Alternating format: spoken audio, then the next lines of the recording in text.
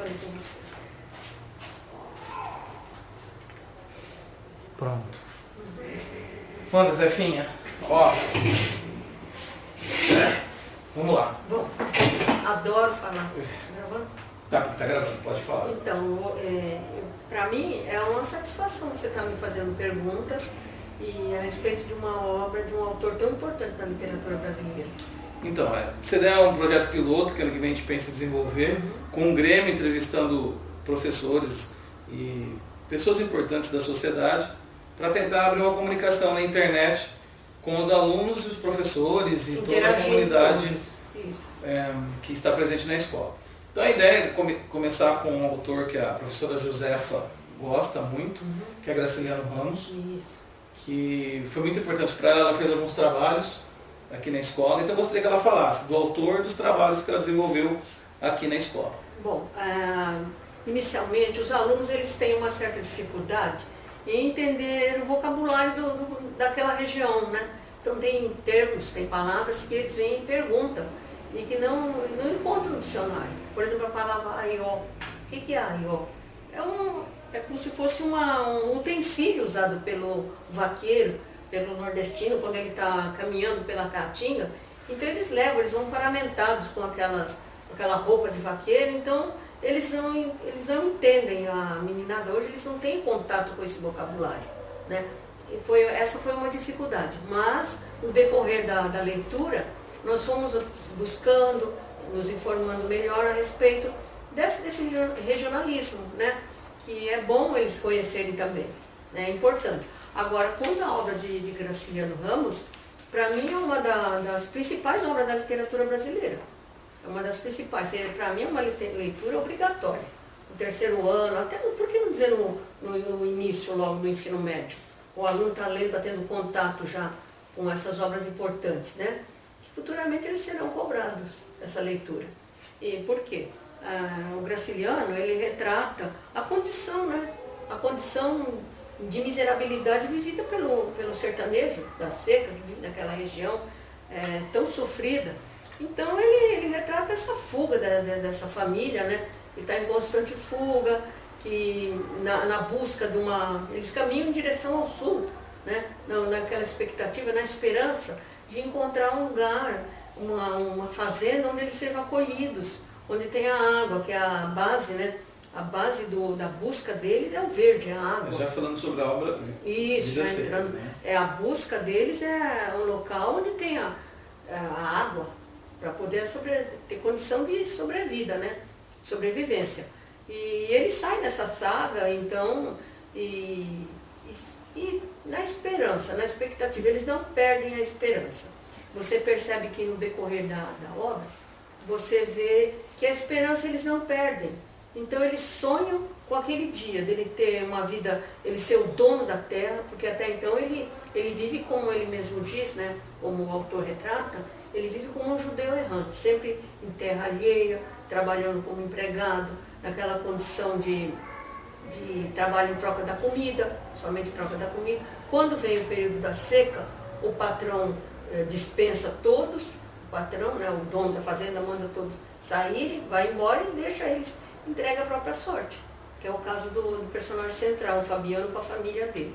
Então, nessa busca de uma vida melhor, ele caminha pela caatinga, ele, os meninos, né, os dois meninos, a esposa dele, a mulher assim, a Vitória, e a cachorra baleia, e tem o papagaio também, né?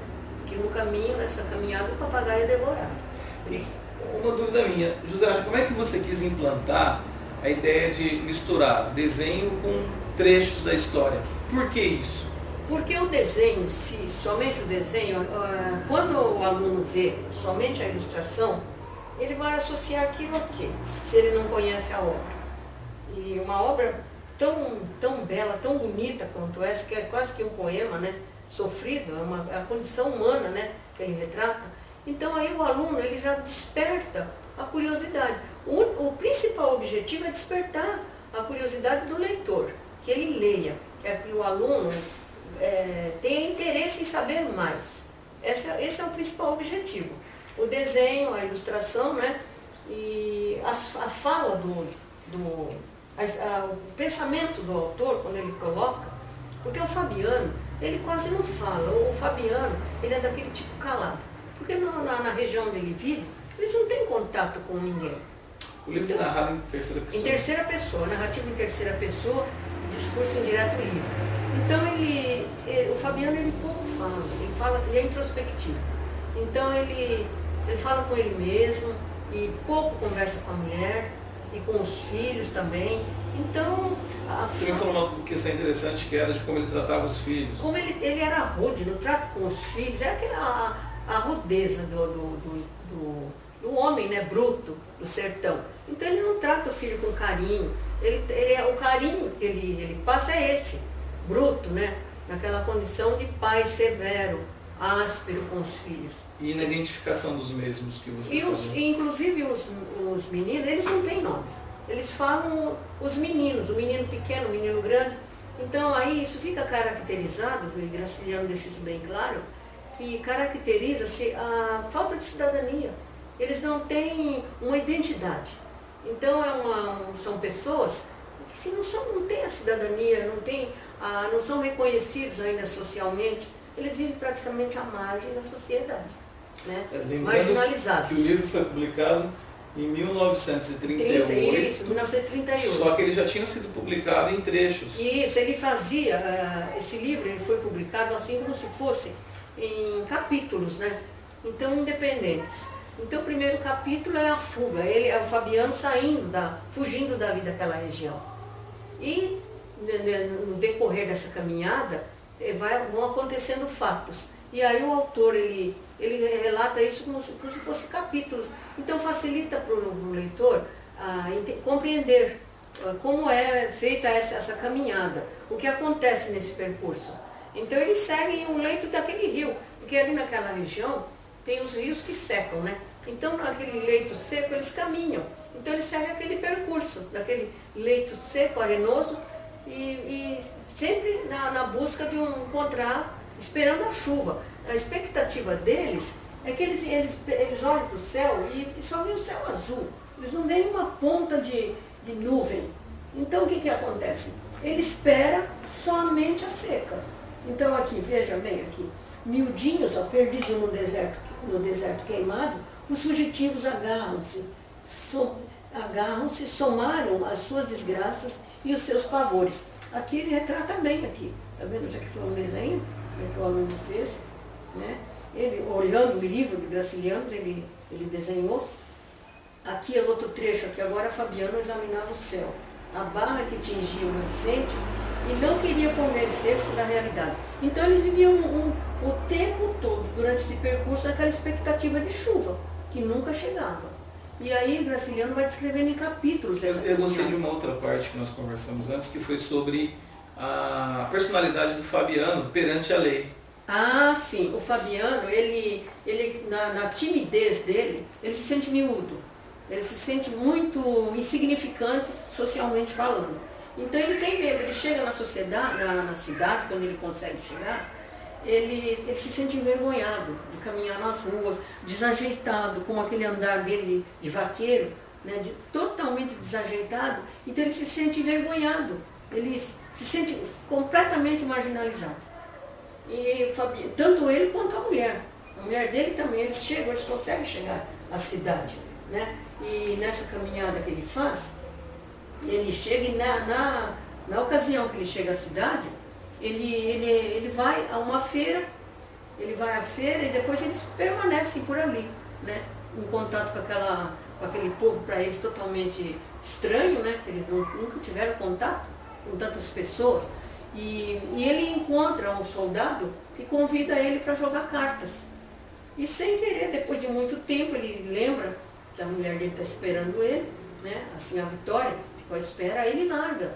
Ele se afasta daquela roda de jogo ali e o soldado se sente ofendido com isso. E aí, por isso, ele é preso, maltratado, espancado na cadeia, né?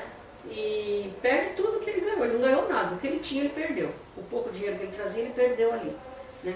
E aí ele vê o soldado com como se diz, uma autoridade máxima ali, né? Ele vê o soldado com uma autoridade máxima e ele não reage. Ele é daquele tipo submisso, calado, né? E vai levando a vida dele assim. Até quando ele retorna novamente para o sertão, ele retorna lá. Eles vão a essa feira, mas ele percebe que ele se sente completamente, como se diz, que termo, ele se sente fora daquele contexto. Ele se sente totalmente marginalizado. O contexto social que ele percebe na cidade não tem nada a ver com o que ele é. Ele é um homem rude do mato, do sertão. E assim ele leva a vida dele, mas ele tem uma íntegra, ele é de uma índole totalmente íntegra. Ele é um homem íntegro. Mesmo ele sabendo que o soldado cometeu uma arbitrariedade, ele não responde, ele fica calado, submisso. Porque ele já tem esse lado forte dele, que ele se sente mesmo marginalizado. É essa característica do Fabiano que marca muito, né, a condição de vida dele. Existem as passagens famosas da cachorrinha-baleia também. A cachorra-baleia. A cachorra-baleia, ele percebe que a cachorra está doente, né? E chega um dia que ele tem que matar a cachorra-baleia, ele tem que se eliminar a cachorra, né? E ele, assim, a Vitória e os meninos, eles se sentem, eles não querem ver essa cena. É uma coisa assim muito forte para eles. Porque a cachorra-baleia é quase como uma pessoa da família para eles, né? É um animal que os acompanhou desde a saída do sertão, e ele vem com eles. O papagaio vinha também, só que na hora da fome eles sacrificaram o papagaio. E a cachorra-baleia teve que ser sacrificada também devido à doença. Ela ficou doente, fraca, e ele foi obrigado a sacrificar. Tem uma parte muito emocionante que é a parte do preá. Isso, que ela corre atrás do preá, ela consegue pegar e ela sente aquele cheirinho, né? Ela está esfomeada mesmo. Então ela sente, quando eles vão pôr aquilo para assar, na trempe que eles falam, né? Nós falamos, quando nós assamos churrasco, nós falamos que é como é o nome daquilo, grelha, isso. E eles falam trempe, né? Aí a meninada, o que é trempe, professor? Ninguém sabe. Aí então a cachorra está esfomeada e ela sente aquele cheirinho, né? E não sobra quase nada para ela. Porque tem os dois meninos, tem ele, tem a mulher dele para comer. Então a cachorra-baleia fica mais só com um cheirinho do assado. E continua passando fome do mesmo jeito. Então tem uma outra também, outro capítulo, que é aquele capítulo quando ele chega na fazenda deserta e ele se acomoda ali naquela fazenda. Porque, durante esse percurso que o Fabiano faz com a família, ele se acomoda, ele se aloja naquelas fazendas abandonadas, né? E ele se aloja naquela fazenda e pensando em se instalar ali, né? Bom, aqui eu fico, não vai aparecer o dono, então, só que assim que vem a chuva, aparece o dono. O fazendeiro aparece, expulsa ele dali. Aí ele reconhece que ele está errado, que ele não deveria estar ali, nem pensar em ficar ali, né? Porque não pertence a ele. Aí ele se oferece como um empregado da fazenda. Aí ele fica, ele ganha roupa, o tal do gibão que eles falam, né? Aí a menina também não sabe o que é gibão. É aquela roupa de couro, né, do vaqueiro. Aí ele pega a roupa de couro, ele ganha também aquele ferro que ele marca o gado, né? Ele ganha tudo. Então ele se sente um homem forte momentaneamente, né? Naquele momento ele é o Fabiano. Ele se sente, ele diz, agora sim a minha vida vai mudar. Ele pensa com ele não fala muito, mas ele sente ele sente forte, né? Porque ele está empregado. Ele sabe que ali ele vai ganhar um dinheiro, ele vai ter pelo menos comida para ele e para a família. Então ali ele fica naquela fazenda durante muito tempo, mas quando vem a seca ele é obrigado a ir embora, porque o patrão vai embora.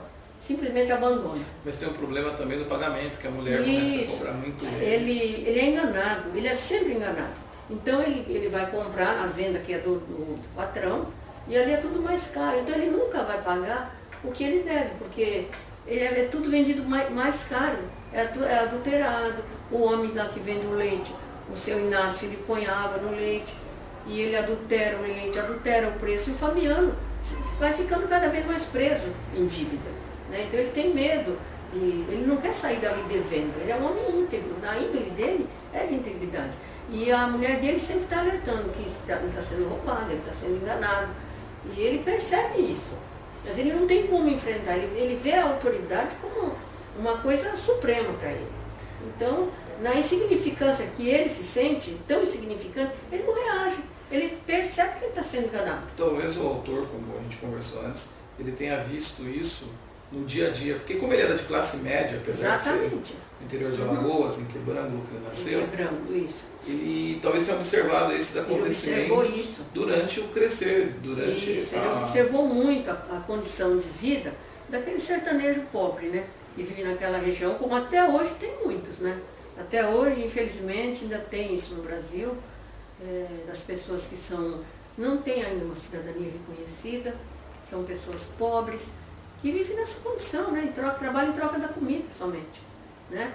E o Graciliano Ramos, ele retrata isso, ele relata isso, né? No que ele fala, na parte quando ele conta que o Fabiano se vê desempregado de uma hora para outra, ele depende somente do clima ali. Se vier chuva, Fabiano vive, porque ele é um homem do trabalho, ele é dado ao trabalho mesmo, então ele não tem medo do trabalho. Então, mas quando chega a seca, ele treme. Acho que tem um trecho aqui, onde ele diz, a caatinga, poente amarela, aqui, olhou a caatinga amarela, que o poente avermelhava. Se a seca chegasse, não ficaria planta verde. Arrepiou-se. Então ele vivia eternamente em sobressalto. Ele olhava para o céu, então ele é um homem místico até. O Fabiano é uma personagem mística. Ele olha o tempo, ele examina, ele olha o céu, acho que vai chover. Tudo para ele é um sinal. O que você achou do filme que você passou para os alunos? Você acha que de 1967, você acha que retratou bem a figura do Fabiano? Olha, eu prefiro ainda o livro. O filme, ele não é dizer que não retratou bem. Porque no livro o autor se aprofunda muito mais, né? As ideias ficam mais claras, já o filme já não dá essa oportunidade, né? De tanto aprofundamento. Porque quando eu digo que é quase um poema, é uma condição triste, né? Do homem, né? Do sertão, do vaqueiro. Então no livro, na fala, na escrita, há a possibilidade de um aprofundamento, de um lado até poético, entre aspas, né, uma poesia sofrida. E já o filme não, a gente sente isso. Eu gostei do filme, mas deixa essa parte, que não retrata a subjetividade que você vê na personagem. No filme não. É um complemento. O filme é um complemento. Para quem não quer ler, né? Aí pelo menos tem uma noção. Mas o melhor mesmo é você ler, é você saber, você ver como é. Quando o Fabiano, aqui tem um trecho que diz, os seus pés duros quebravam espinhos e não sentiam a quentura da terra. Montado, confundia-se com o cavalo, grudava-se a ele. Ele confundia. Tem um trecho que ele fala, Fabiano, você é um bicho. Ele fala, na introspectividade dele, ele diz, você é um bicho. Então ele se sentia tão forte, aquela terra, tão grudado ali, ele se comparava até a um animal, né? Ele se comparava até a um animal que vive ali, preso naquela região. Então ele tem esse lado. Então esse lado do introspectivo dele, pensando na condição do filho, e também assim a Vitória sonhando em melhorar, sem nenhuma perspectiva. Mas o sonho, eles não perderam. Um sofá novo, alguma ela coisa queria minha, uma cama com colchão. Isso, ela queria a cama de couro, como a do seu Tomás, que tinha lá, um homem que tinha mais condições, a cama que eles tinham, ela via, era uma cama de couro, forrada de couro, eles dormiam em cama de palha, de madeira, de pau a pique, aquelas coisas grosseiras, né, onde você deita e sente na pele, nos ossos, aquela madeira, eles não tinham condições nenhuma. Então ela sonhava em melhorar isso. Assim, a Vitória, ela sempre, ela queria mudança, ela queria mudar, ela queria outra condição. Já o Fabiano, ele queria também. No fundo, ele também lutava para mudar, mas ela era muito mais, assim, persistente nisso do que ele. Ela tinha muito mais força, assim, de querer mudar. Tanto que quando ela falava a respeito do que ele estava sendo roubado, enganado, ele ficava calado. Já ela não, ela achava, ele tinha que chegar e falar lá para o dono da venda que ele estava sendo roubado, enganado no peso, no troco. E ela instigava ele a buscar o direito dele. Mas o Fabiano, ele se sentia insignificante na condição dele. Ele não sentia, às vezes, força para lutar pelo que ele queria. Quando vinha a seca, então, o Fabiano ficava totalmente arrasado. Totalmente arrasado. Aqui você veja, considerar-se plantado em terra alheia, engano. Acima dele era correr o mundo, andar para cima e para baixo. À toa, como um judeu errante, um vagabundo empurrado pela seca. Então ele se sentia isso. Quando vinha a seca, ele se sentia um homem sem objetivo nenhum. Sem um local para onde ele pudesse ter uma vida digna. Dar um mínimo para os filhos e para a família dele, né? Aí, isso derrubava o Fabiano. Já assim, a Vitória, ela tinha já esse lado mais forte dela. Ela achava, mesmo com a seca, eles iam sair daquela situação. Ela sonhava em usar um sapato de salto. Aí um dia ela compra, quando ela chega lá na cidade, ela não consegue andar naquele salto. Então ela vai toda torta, caminhando, aquele caminhão que ela nunca usou. Então ela quer ter as coisas também que os outros têm. E ela vive nessa expectativa. E o Fabiano, ele se sente totalmente derrotado. Quando vem a seca, ele vê que ali não tem saída para ele. Saída nenhuma. Então, quando você lê Graciliano Ramos, esse romance dele, Vida é Seca, você compara o Fabiano, aquela personagem lá, do Morte e Vida Severina, do João Cabral de Melo Neto. O Severino, ele sai também do sertão, da seca, ele foge daquela região buscando vida. E ele diz, o Severino diz o seguinte: eu só vim buscar a vida e só encontro a morte. Ele só vê a morte pelo caminho. Vê aqueles que morrem de sede, os animais morrendo, vê as pessoas fugindo, e ele vê só a desolação. Aí ele chega até o Capiberibe, aquela região do Recife, ali dos Alagados, né, do Recife, e ali ele encontra uma personagem ali, Seu José é o nome daquela personagem, que está ali. Ele pega aqueles caranguejos, aquele ali do mangue, e sobrevive daquilo, né? E ele chega a dizer que seria melhor ele se jogar da ponte, ele morrer, ele buscar a morte do que ver aqui, do que ter que aguentar aquilo. O Fabiano não, o sonho dele mas ele fica ali, ele é um homem da terra, da caatinga mesmo, um vaqueiro. Ele é um vaqueiro, nato mesmo.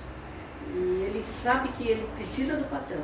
Se não tiver patrão, gado, para ele correr atrás, ele não é o Fabiano. Quando foi apresentado esse livro para você? Quando você leu ele pela Eu li esse livro, olha, faz muito tempo. Eu já li umas 3 vezes, né? Eu gosto da expressão, dos termos que conforme ele apresenta, o Graciliano apresenta os personagens dele, eu vejo ainda isso muito real, sabe? Então é isso que me faz eu voltar à leitura das obras dele. Mas a primeira vez foi com... Eu devia ter uns 15 por aí, devia ter uns 15 anos. Eu era estudante ainda, e eu li, eu fiquei impressionada com o que ele retrata, porque... Não sei se é porque a minha família também é do Nordeste. Meus pais são do Nordeste. E meu pai, que às vezes ele contava casos assim, né, de vaqueiro, de gente que vivia na invernada, lá, buscando gado, cercando, tucaiando. E aí eu falei, nossa, então esse homem, pensei na minha juventude, esse homem, esse autor, ele escreveu sobre isso, então é importante o que ele está escrevendo. Aí eu passei a prestar mais atenção no que meu pai falava, a respeito dessa condição do nordestino, né? Sofrimento lá da seca, acarretado pela seca. E daí para cá eu comecei a ler mais a respeito daquela região ali, né? O que acontece ali? Aí veio Raquel de Queiroz escrevendo 15, né? Também a seca, né? Que ela retrata. Aí veio o João Cabral também. Vem também a Clarice Lispector, quando ela retrata também a vida da Macabéia, a Hora da Estrela. Também tem a nordestina que vem de lá daquela região também em busca de uma realização de um sonho, de uma vida melhor no Rio, né? Então você vê que são personagens que se interlaçam, né? Que se ligam. Então, todos buscando um único objetivo, uma vida, uma O condição de próprio vida melhor. Graciliano Ramos, ele foi um homem de Alagoas que foi para o Rio. Isso, Ele morreu exatamente. em 1953 de Janeiro, câncer de pulmão Isso. no Rio de Janeiro. Ele também foi para o Rio, mas depois É. de ter passado por um período complicado na vida dele, que foi na ditadura militar. Foi Ele- preso, Ele né? foi preso Uhum. e lá ele escreveu, Memórias originou o de livro Cárcere, Memórias de um... Memórias de Cárcere, que ele vai preso, né? Quando ele é torturado, né? Memórias de Cárcere, eu vi, tá por aí. Aqui, Memórias de Cárcere. Isso. Foi póstumo, né? Foi, Foi um livro póstumo. Assim como muitos dos livros dele foi póstumo. isso. Então, quase a metade dos livros dele foi de póstumo. Tem uma foto aqui de quando ele, o DOPS, Preso, né? que Isso. pegou ele quando ele estava preso e tirou essa foto. Mas... Ele é um escritor que escreveu para crianças também. Então, isso. A Terra do... Terra dos Meninos Pelados. Depois tem também Infância. A Infância, esse texto, esse livro, ele já retrata como foi a infância dele. Ele retrata um pouco sobre esse período da vida dele, né? Ele também foi prefeito. Foi prefeito da cidade de Palmeira dos Índios e lá ele governou a cidade, ele governou essa cidade, como prefeito, né? Administrou essa cidade com muita, como se diz, com muita honra, né? Ele foi um homem honrado.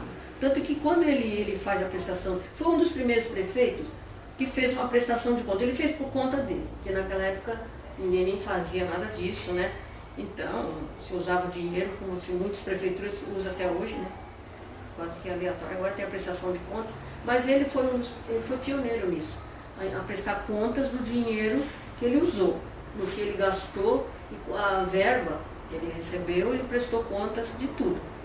Então, isso que esse documento ainda tem até hoje, né? Ele participou do PCB, do Partido Isso, Comunista ele era Brasileiro. comunista, Ele foi preso na época de foi Getúlio Vargas, preso, da exatamente. ditadura. Foi, nessa época aí, ele foi torturado, né? Porque justamente pelas ideias dele, né? O grande problema de saúde dele foi o Foi o cigarro. cigarro, Ele exatamente. compartilhava amigos como Origens Lessa. Todos eles usavam, fumavam Fumavam muito, demais, né? as fotos dele quase É. todas fumando. Ele está sempre com o cigarro, sempre. Mas olha, são livros assim maravilhosos, que é uma pena que muitos não conhecem, né? Porque o brasileiro quase não lê. Deixa uma recomendação, que é o documentário Mestre Graça, Isso, o Mestre Graça, que você de já assistiu, né? 1996, 34 96. minutos. Muito interessante Então. procurar no YouTube. Isso, procurar no YouTube e ver e se inteirar mais. Quem foi esse homem, né? Essa obra que ele deixou é tão importante para o Brasil. Por quê? Você, lendo hoje o Vidas Secas, você vai traçar um paralelo. Meu Deus, houve mudança? É o que eu pergunto sempre para o aluno. Como é que você vê a questão, como é que a professora de história ou geografia, né, mostra para você como é que você vê aquela região hoje? A transposição lá do Rio São Francisco, com aquele objetivo de levarem água para o Nordeste. Como é que está essa questão hoje, né?